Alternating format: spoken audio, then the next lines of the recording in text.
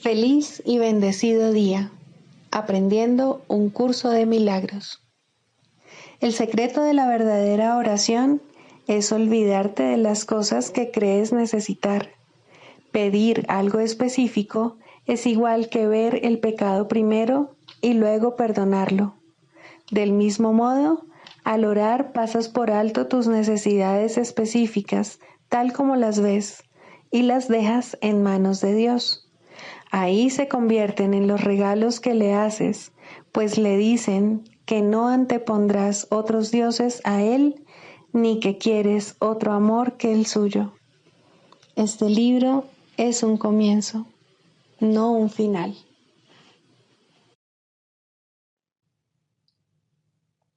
Del prefacio, que postula, párrafo 1.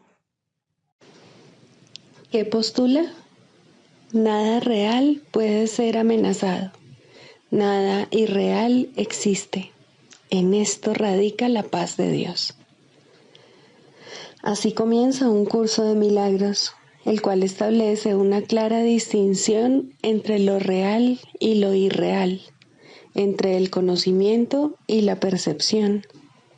El conocimiento es la verdad y está regido por una sola ley, la ley del amor o Dios. La verdad es inalterable, eterna e inequívoca. Es posible no reconocerla, pero es imposible cambiarla. Esto es así con respecto a todo lo que Dios creó, y solo lo que Él creó es real.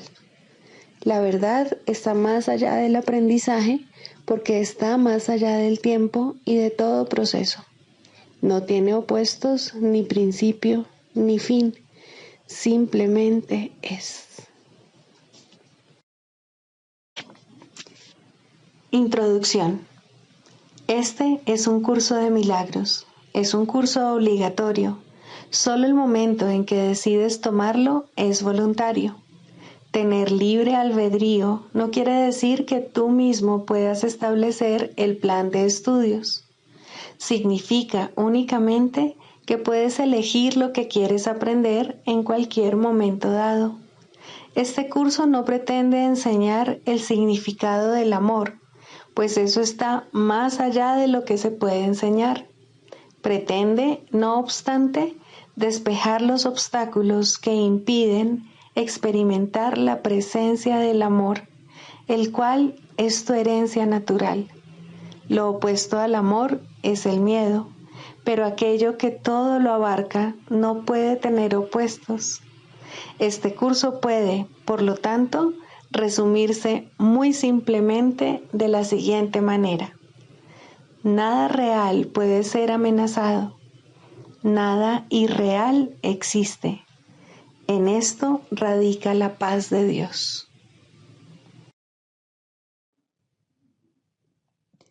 Capítulo 1. El significado de los milagros. Primero, principios de los milagros. Principio 11. La oración es el vehículo de los milagros. Es el medio de comunicación entre lo creado y el Creador. Por medio de la oración se recibe amor y por medio de los milagros se expresa amor. Capítulo 14. Las enseñanzas en favor de la verdad. Segundo, el alumno feliz. El Espíritu Santo necesita un alumno feliz en quien su misión pueda llevarse a cabo felizmente. Tú que eres tan partidario de la aflicción, debes reconocer, en primer lugar, que eres infeliz y desdichado. El Espíritu Santo no puede enseñar sin este contraste, pues tú crees que la aflicción es felicidad. Esto te ha confundido tanto que te has empeñado en aprender a hacer lo que nunca podrías hacer, creyendo que si no aprendes a hacerlo, no serás feliz. ¿No te das cuenta de que los cimientos sobre los que se basa este objetivo de aprendizaje tan extraño no tienen ningún sentido? No obstante, puede que aún tengan sentido para ti. Si tienes fe en lo que no es nada, encontrarás el tesoro que buscas, pero habrás agregado una carga más a tu ya sobrecargada mente. Creerás que lo que no es nada es valioso y lo apreciarás. Para ti, un trocito de vidrio, una mota de polvo, un cuerpo o una guerra son todos una misma cosa. Pues si valoras una sola cosa que esté hecha de lo que no es nada, habrás creído que lo que no es nada puede ser valioso y que puedes aprender a hacer que lo que no es verdad lo sea.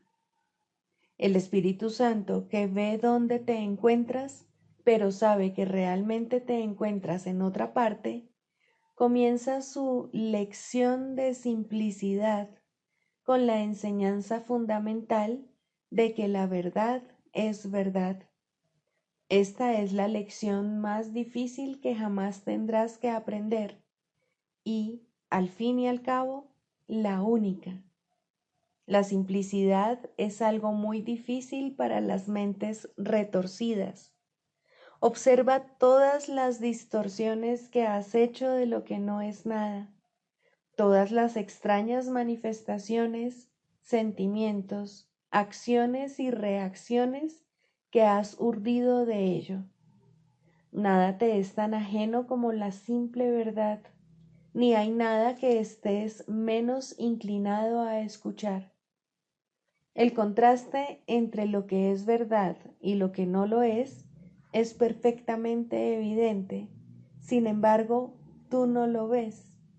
Lo que es simple y obvio no es evidente para los que desean fabricar palacios y ropajes regios de la nada, creyendo que éstos les convierten en reyes de áurea. El Espíritu Santo ve esto y enseña simplemente que nada de ello es verdad. A estos infelices alumnos que quieren enseñarse a sí mismos lo que no es nada y que se engañan creyendo que es algo, el Espíritu Santo les dice con perfecta serenidad: la verdad, es lo único que importa, lo único que es real y lo único que existe. Permíteme hacer por ti la única distinción que tú no puedes hacer, pero que necesitas aprender. La fe que tienes en lo que no es nada te está engañando. Deposítala en mí y yo, a mi vez, la depositaré delicadamente en el santo lugar donde le corresponde estar. Allí no encontrarás engaño, sino únicamente la simple verdad, y la amarás porque la comprenderás. Al igual que tú, el Espíritu Santo no creó la verdad. Al igual que Dios, Él sabe que la verdad es verdad. El Espíritu Santo lleva la luz de la verdad a las tinieblas y deja que resplandezca sobre ti. Y a medida que resplandece en ti, tus hermanos la ven, y al darse cuenta de que esta luz no es obra tuya, ven en ti mucho más de lo que tú mismo ves.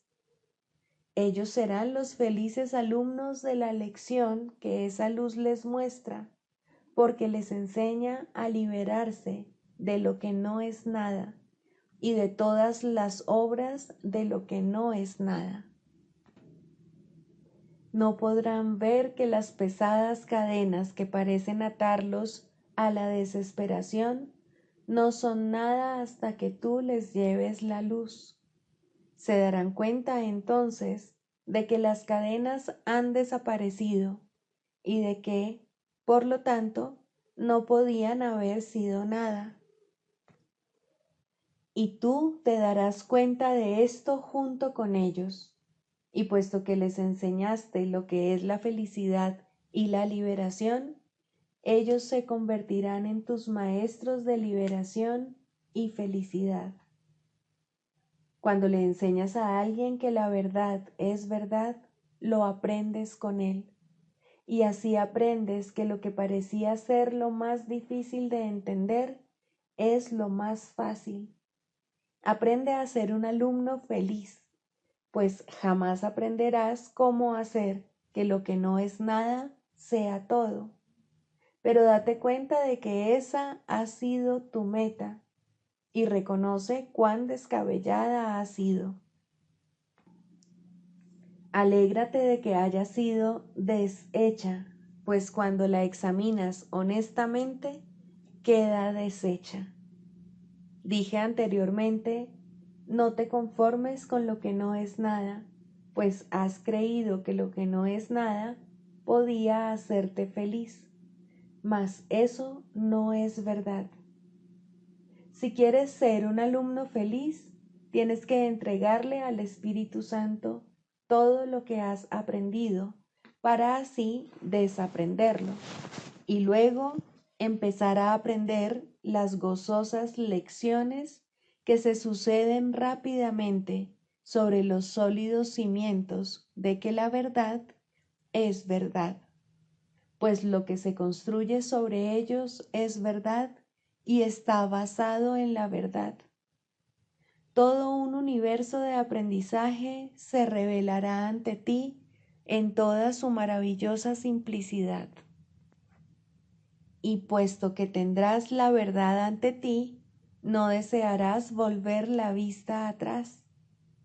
El alumno feliz satisface las condiciones del aprendizaje en este mundo, de la misma forma en que satisface las condiciones del conocimiento en el reino.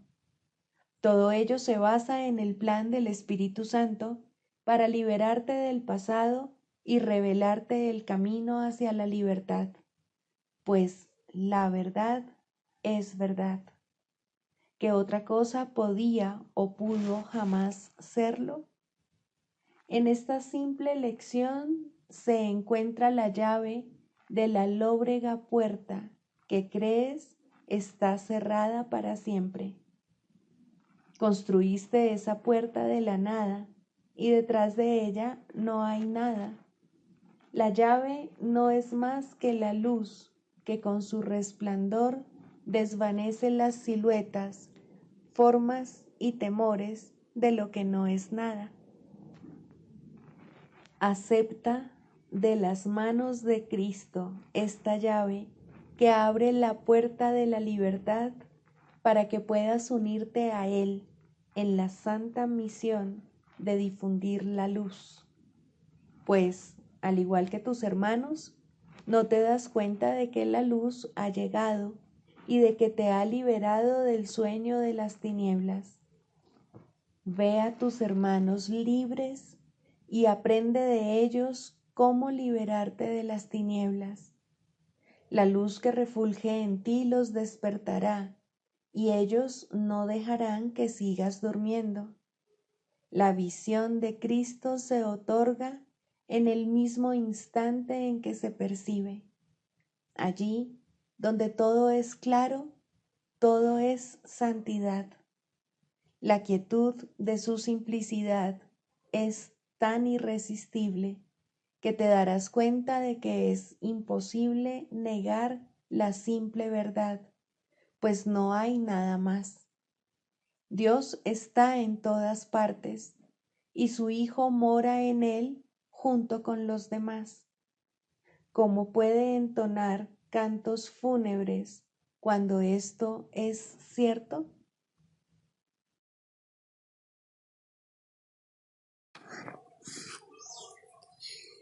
¿Qué es la salvación?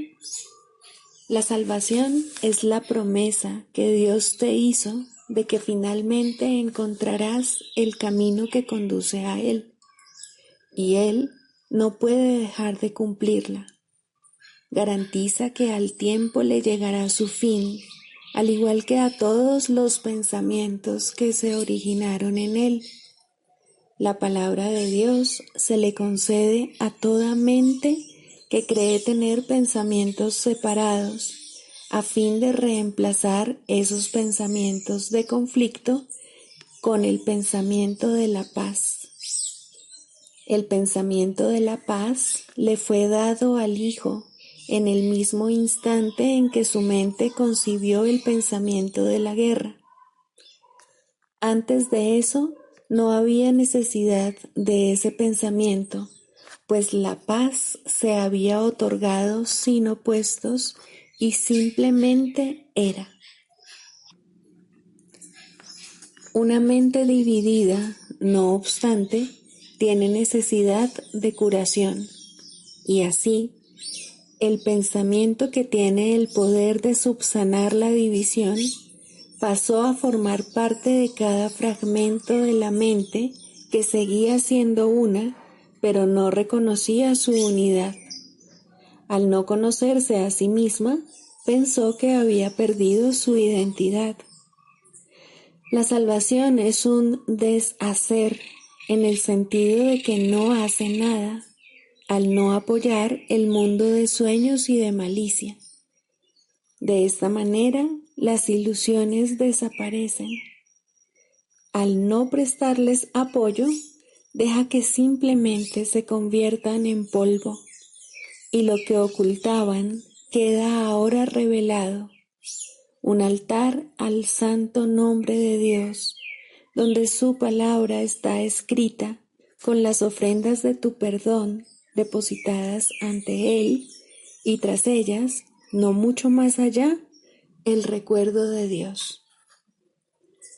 Acudamos diariamente a este santo lugar y pasemos un rato juntos.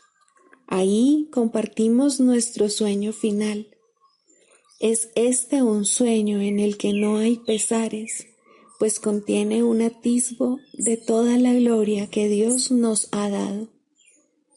En él se ve brotar la hierba, los árboles florecer, y los pájaros hacer sus nidos en su ramaje.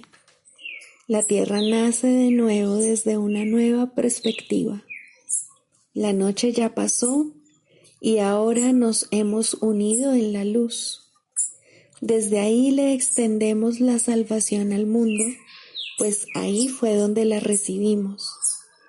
El himno que llenos de júbilo entonamos le proclama al mundo que la libertad ha retornado, que al tiempo casi le ha llegado su fin y que el Hijo de Dios tan solo tiene que esperar un instante antes de que su Padre sea recordado, los sueños hayan terminado, la eternidad haya disuelto al mundo con su luz y el cielo sea lo único que exista.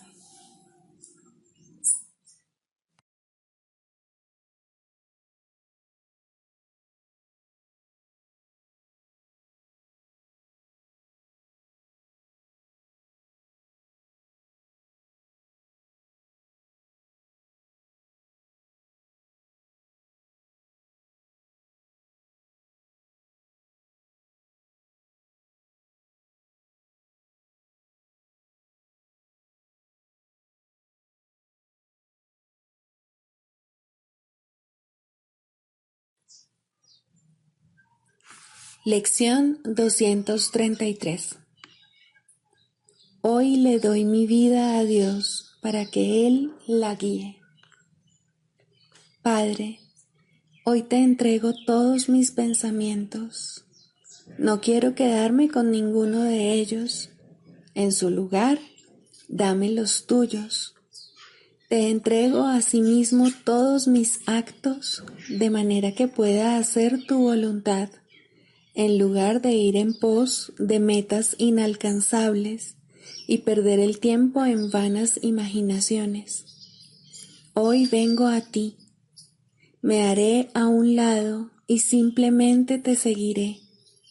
Sé tú el guía hoy, y yo el seguidor que no duda de la sabiduría de lo infinito, ni del amor cuya ternura no puedo comprender, pero que es, sin embargo, el perfecto regalo que tú me haces. Hoy nos dirige un solo guía, y mientras caminamos juntos, le entregamos este día sin reserva alguna. Este es su día, y por eso es un día de incontables dones y de infinitas mercedes para nosotros.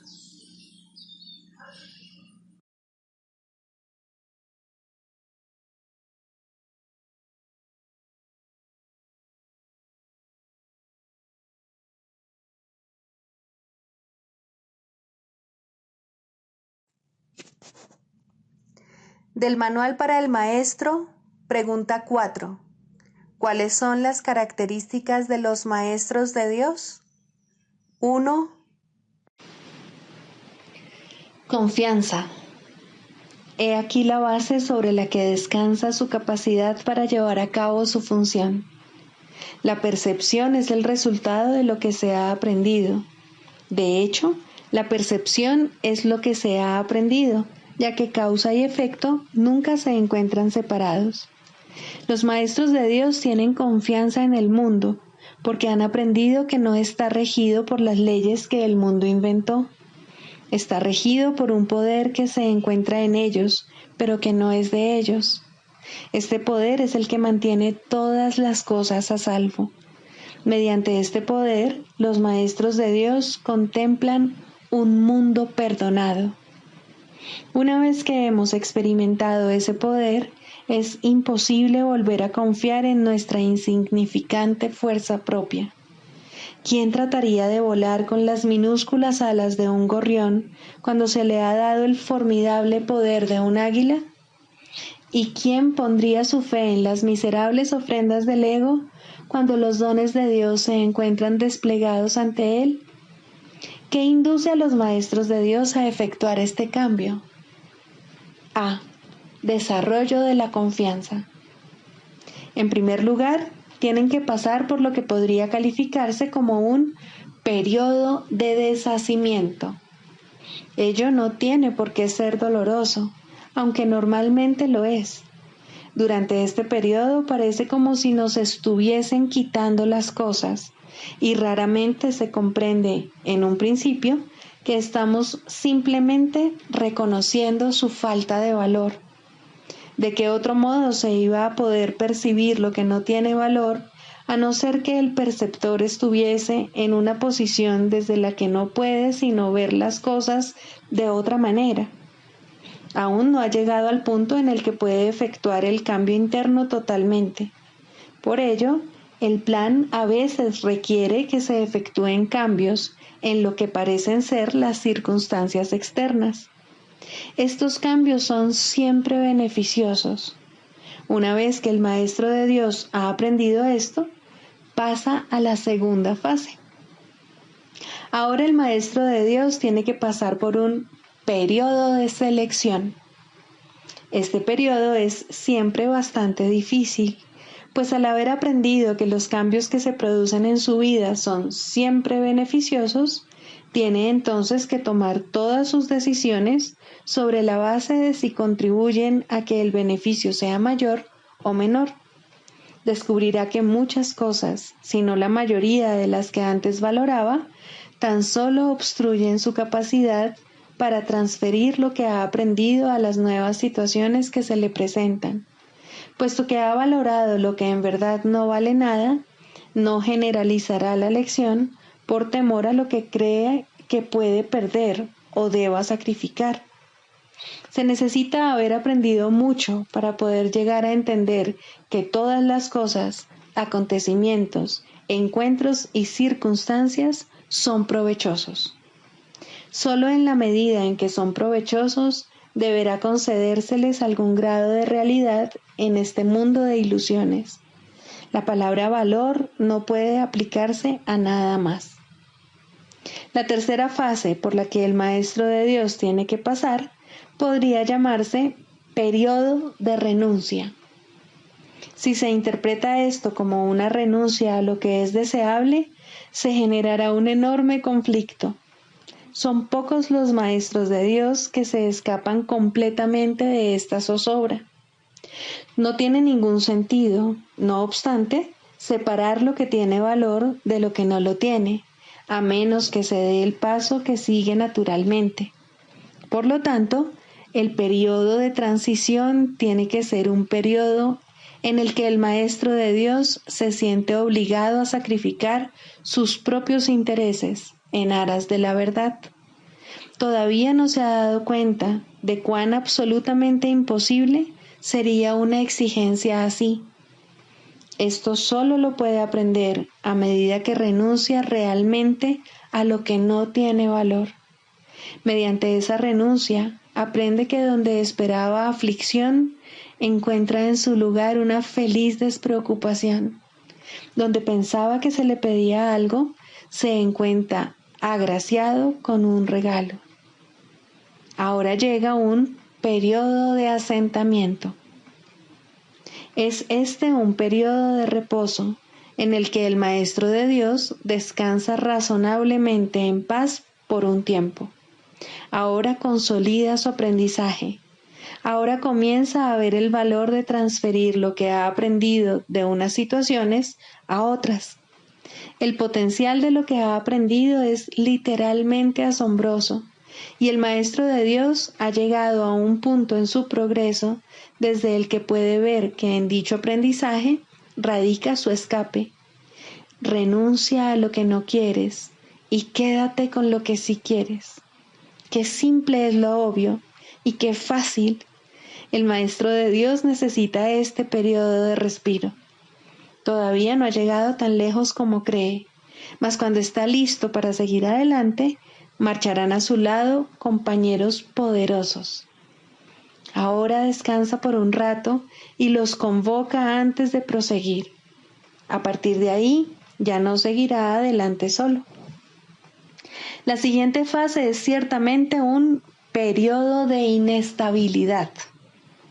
El Maestro de Dios debe entender ahora que en realidad no sabía distinguir entre lo que tiene valor y lo que no lo tiene. Lo único que ha aprendido hasta ahora es que no desea lo que no tiene valor y que sí desea lo que tiene. Su propio proceso de selección, no obstante, no le sirvió para enseñarle la diferencia. La idea de sacrificio, tan fundamental en su sistema de pensamiento, imposibilitó el que pudiese discernir. Pensó que había aprendido a estar dispuesto, pero ahora se da cuenta de que no sabe para qué sirve estar dispuesto. Ahora tiene que alcanzar un estado que puede permanecer fuera de su alcance por mucho, mucho tiempo. Tiene que aprender a dejar de lado todo juicio y a preguntarse en toda circunstancia qué es lo que realmente quiere. De no ser porque cada uno de los pasos en esta dirección está tan fuertemente reforzado, cuán difícil sería darlos. Finalmente, llega un periodo de logros. Ahora es cuando se consolida su aprendizaje. Lo que antes se consideraba simples sombras se han convertido ahora en ganancias substanciales con las que puede contar en cualquier emergencia, así como también en los periodos de calma. En efecto, el resultado de esas ganancias no es otro que la tranquilidad, el fruto de un aprendizaje honesto, de un pensamiento congruente y de una transferencia plena. Esta es la fase de la verdadera paz, pues aquí se refleja plenamente el estado celestial. A partir de ahí, el camino al cielo está libre y despejado y no presenta ninguna dificultad. En realidad ya está aquí. ¿Quién iba a querer ir a ninguna otra parte si ya goza de absoluta paz? ¿Y quién querría cambiar su tranquilidad por algo más deseable? ¿Qué podría ser más deseable?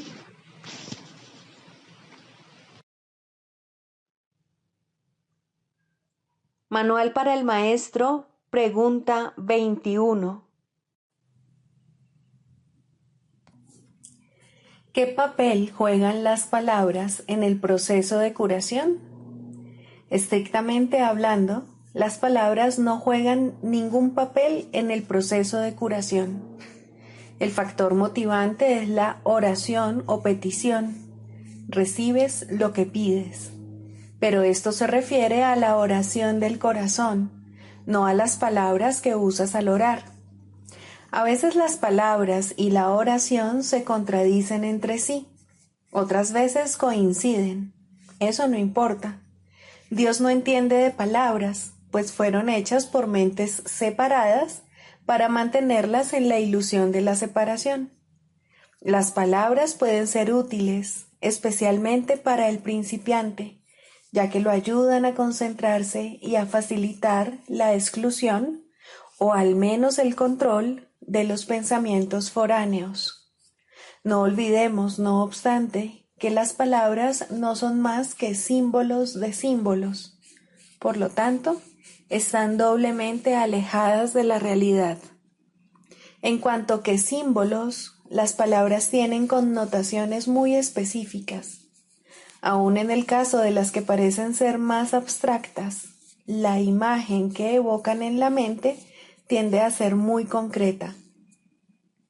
A menos que una palabra suscite en la mente una imagen concreta en relación con dicha palabra, ésta tendrá muy poco o ningún significado práctico y, por lo tanto, no supondrá ninguna ayuda en el proceso de curación.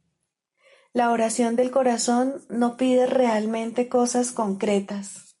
Lo que pide es siempre alguna clase de experiencia y las cosas que específicamente pide son las portadoras de la experiencia deseada en opinión del peticionario. Las palabras, por consiguiente, son símbolos de las cosas que se piden, pero las cosas en sí no son sino la representación de las experiencias que se anhelan. La oración que pide cosas de este mundo dará lugar a experiencias de este mundo. Si la oración del corazón pide eso es lo que se le dará, porque eso es lo que recibirá. Es imposible entonces que en la percepción del que pide, la oración del corazón no reciba respuesta. Si pide lo imposible, si desea lo que no existe, o si lo que busca en su corazón son ilusiones, eso es lo que tendrá. El poder de su decisión se lo ofrece tal como él lo pide. En esto estriba el cielo o el infierno. Al Hijo durmiente de Dios solo le queda este poder, pero es suficiente. Las palabras que emplea son irrelevantes. Solo la palabra de Dios tiene sentido, ya que simboliza aquello que no corresponde a ningún símbolo humano. Solo el Espíritu Santo comprende lo que esa palabra representa, y eso también es suficiente. Debe evitar, entonces, el Maestro de Dios el uso de las palabras cuando enseña? Por supuesto que no. Son muchos a los que aún es necesario acercarse por medio de las palabras, ya que todavía son incapaces de oír en silencio. No obstante, el Maestro de Dios debe aprender a utilizar las palabras de otra manera. Poco a poco aprenderá a dejar que las palabras le sean inspiradas, a medida que deje de decidir por sí mismo lo que tiene que decir. Este proceso no es más que un caso especial de la lección del libro de ejercicios que reza: me haré a un lado y dejaré que Él me muestre el camino. El Maestro de Dios acepta las palabras que se le ofrecen y las expresa tal como las recibe. No controla lo que dice, simplemente escucha, oye y habla. Uno de los mayores obstáculos con los que el Maestro de Dios se topa en esta fase de su aprendizaje es su temor con respecto a la validez de lo que oye. Y en efecto, lo que oye puede ser muy sorprendente. Puede que también le parezca que no tiene nada que ver con el problema en cuestión, tal como él lo percibe, y puede incluso poner al maestro en una situación que a él le puede parecer muy embarazosa. Todas estas cosas no son más que juicios sin ningún valor. Son sus propios juicios, procedentes de una penosa percepción de sí mismo que le convendría abandonar. No juzgues las palabras que te vengan a la mente, sino que, por el contrario, ofrécelas lleno de confianza. Son mucho más sabias que las tuyas. Detrás de los símbolos que usan los maestros de Dios se encuentra la palabra de Dios, y Él mismo imbuye las palabras que ellos usan con el poder de su espíritu y las eleva de meros símbolos a la llamada del cielo en sí.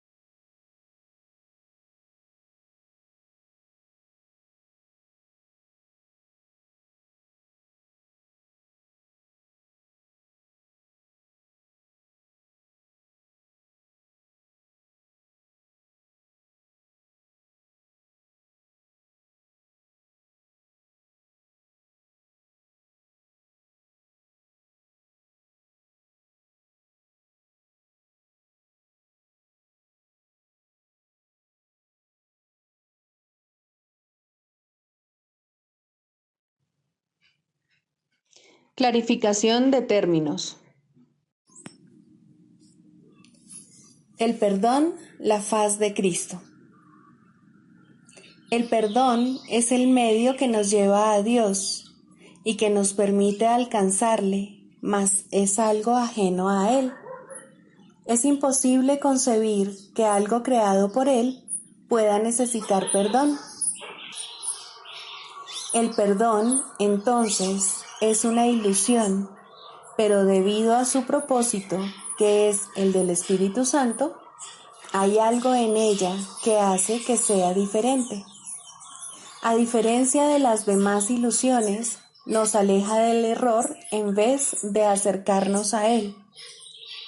Al perdón podría considerársele una clase de ficción feliz, una manera en la que los que no saben pueden salvar la brecha entre su percepción y la verdad. No pueden pasar directamente de la percepción al conocimiento, porque no creen que esa sea su voluntad. Esto hace que Dios parezca ser un enemigo en lugar de lo que realmente es, y es precisamente esta percepción de mente la que hace que no estén dispuestos a simplemente ascender y retornar a Él en paz. Y de este modo necesitan una ilusión de ayuda, porque se encuentran desvalidos, un pensamiento de paz porque están en conflicto. Dios sabe lo que su Hijo necesita antes de que Él se lo pida. Dios no se ocupa en absoluto de la forma, pero al haber otorgado el contenido, su voluntad es que se comprenda, y eso basta. Las formas se adaptan a las necesidades, pero el contenido es inmutable, tan eterno como su creador. Antes de que el recuerdo de Dios pueda retornar, es necesario ver la faz de Cristo. La razón es obvia. Para ver la faz de Cristo se requiere percepción. El conocimiento no es algo que se pueda ver, pero la faz de Cristo es el gran símbolo del perdón, es la salvación, es el símbolo del mundo real. El que la ve deja de ver el mundo. Está tan cerca ya del umbral del cielo como es posible estar mientras aún esté afuera. Mas desde ahí, un paso más basta para entrar. Es el paso final, y ese se lo dejamos a Dios. El perdón es un símbolo también, pero en cuanto que símbolo exclusivo de la voluntad del Padre, no puede ser dividido. Y así, la unidad que refleja se convierte en su voluntad. Eso es lo único que aún está en el mundo en parte y que, al mismo tiempo, es el puente que conduce al cielo. La voluntad de Dios es lo único que existe. Lo único que podemos hacer es pasar de la nada al todo, del infierno al cielo. ¿Es esto una jornada? No, en verdad no lo es, pues la verdad no va a ninguna parte. Pero las ilusiones cambian según el lugar o la época. El paso final no es más que otro cambio. Por ser una percepción, es en parte irreal. Sin embargo, esa parte desaparecerá. Lo que entonces quedará será la paz eterna y la voluntad de Dios. Ahora ya no hay deseos, pues los deseos cambian. Incluso lo que una vez se deseó puede volverse indeseable. Esto es así porque el ego jamás puede estar en paz. Pero la voluntad es constante por ser el don de Dios, y lo que Él da es siempre como Él mismo. Este es el propósito de la faz de Cristo. Es el regalo de Dios para la salvación de su Hijo. Contempla únicamente esto y habrás sido perdonado. Cuán hermoso se vuelve el mundo en ese instante en el que ves la verdad acerca de ti mismo reflejada en él. Ahora estás libre de pecado y contemplas tu impecabilidad. Ahora eres santo y así lo percibes. Y ahora la mente retorna a su Creador, la unión de Padre e Hijo, la unidad de unidades que se encuentra detrás de toda unión, aunque más allá de todas ellas. No se ve a Dios, sino que únicamente se le comprende. No se ataca a su Hijo, sino que se le reconoce.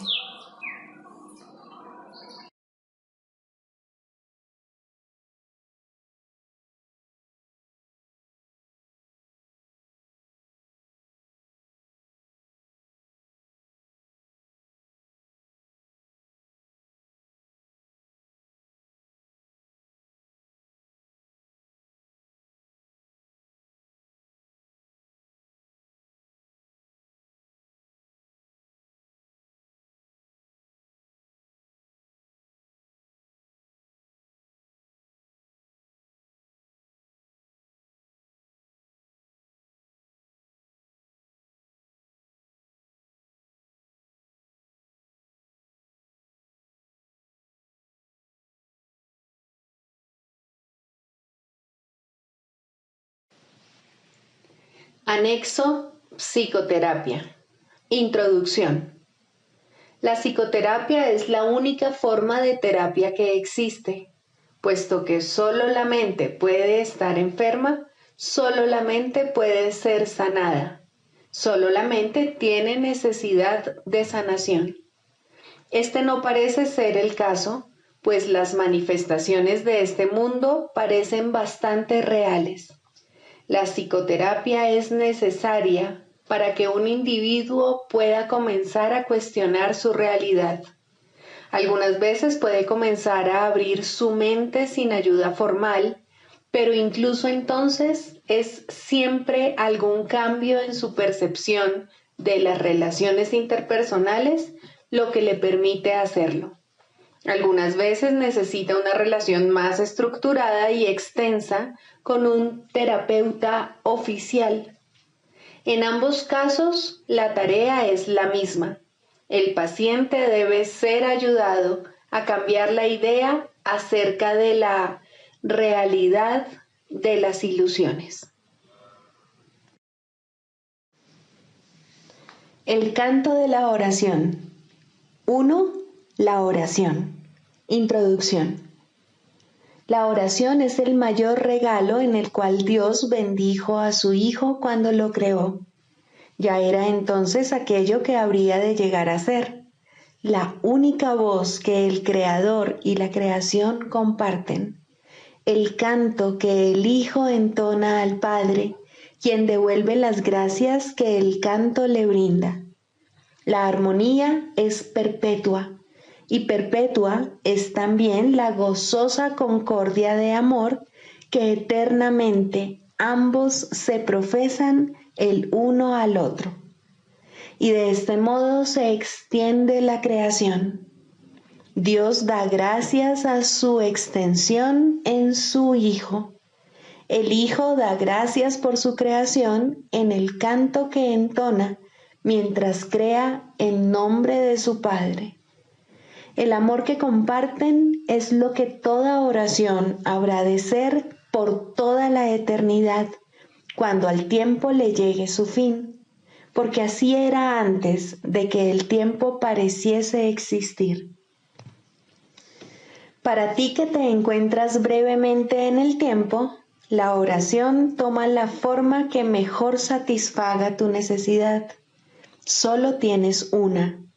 Lo que Dios creó uno debe reconocer su unidad y alegrarse de que lo que las ilusiones parecían separar es uno por siempre en la mente de Dios. La oración debe ser ahora el medio por el que el Hijo de Dios abandona sus metas e intereses separados y se dirige en santo júbilo a la verdad de la unión con su Padre y consigo mismo. Abandona tus sueños, Santo Hijo de Dios, y alzándote tal como Dios te creó, prescinde de los ídolos y acuérdate de Él. La oración te sustentará ahora y te bendecirá según elevas tu corazón a Él en un canto ascendente que se eleva muy alto y luego más alto aún, hasta que tanto lo alto como lo bajo desaparecen. La fe en tu objetivo crecerá y te apoyará a medida que asciendas por la luminosa escalera que te lleva a las praderas celestiales y al umbral de la paz. Pues esto es la oración, y ahí se encuentra la salvación. Este es el camino, este es el regalo que Dios te hace. Primero, la verdadera oración. La oración es un camino que ofrece el Espíritu Santo para llegar a Dios. No es simplemente una petición o una súplica. No tendrá éxito hasta que te des cuenta de que no pide nada. ¿De qué otra manera, si no, podría cumplir su propósito? Es imposible rezar por ídolos y esperar llegar a Dios. La verdadera oración debe evitar la trampa de convertirse en una súplica. Pide más bien recibir lo que ya ha sido dado, aceptar lo que ya está ahí.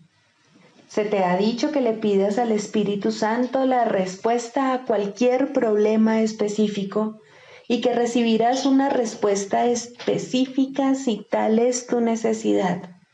Se te ha dicho también que solo hay un problema y solo una solución. En lo que respecta a la oración, esto no es contradictorio. En este mundo hay que tomar decisiones y hay que tomarlas, tanto si son ilusorias como si no. No se te puede pedir que aceptes respuestas que se encuentran más allá del nivel de necesidad que puedes reconocer. Por lo tanto, no es la forma de la petición lo que importa, ni tampoco cómo se hace. La forma de la respuesta, si es que procede de Dios, satisfará tu necesidad tal como tú la percibas.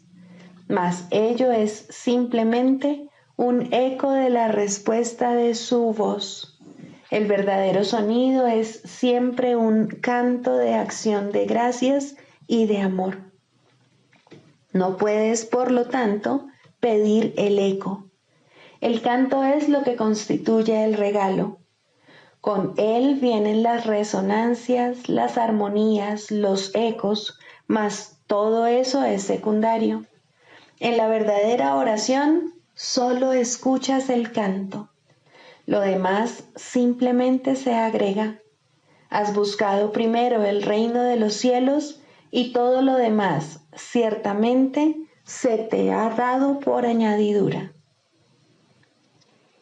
El secreto de la verdadera oración es olvidarte de las cosas que crees necesitar.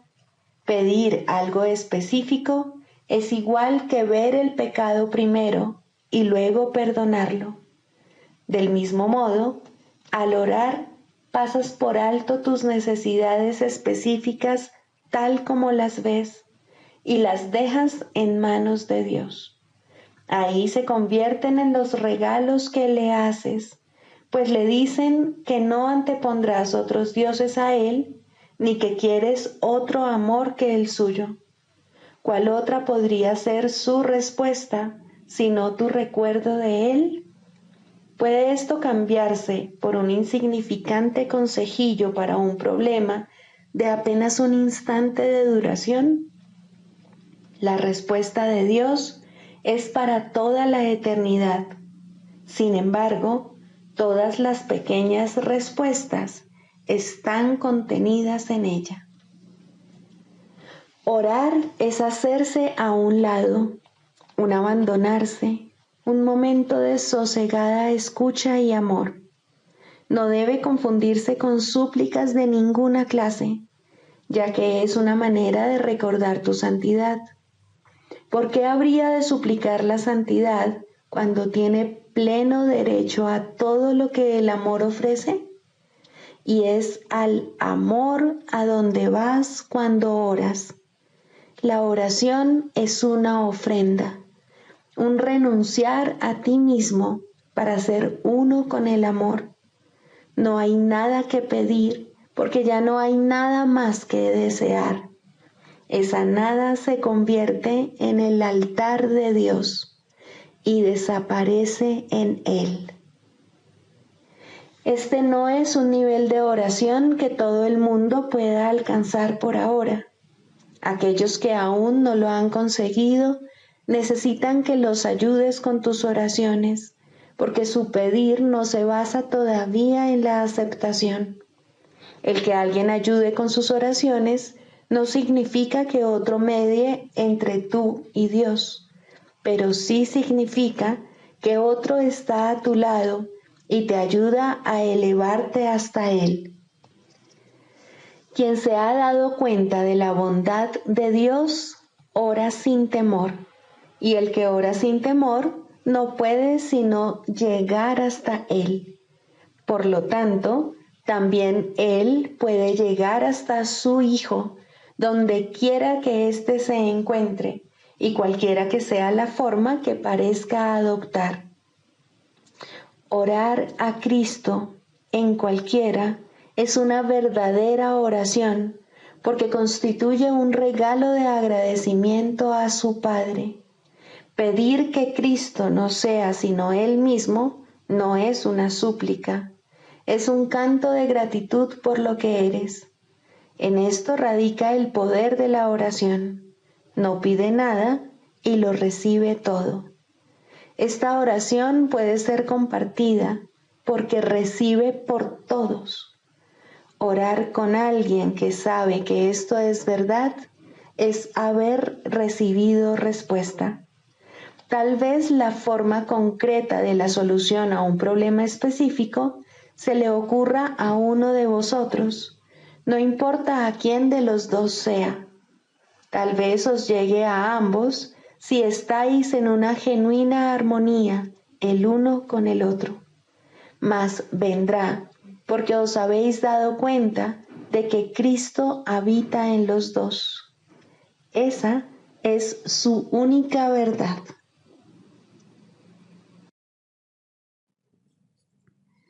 Sigamos a Jesús haciendo del perdón algo tan natural como respirar y algo tan vital como el aire. Amén.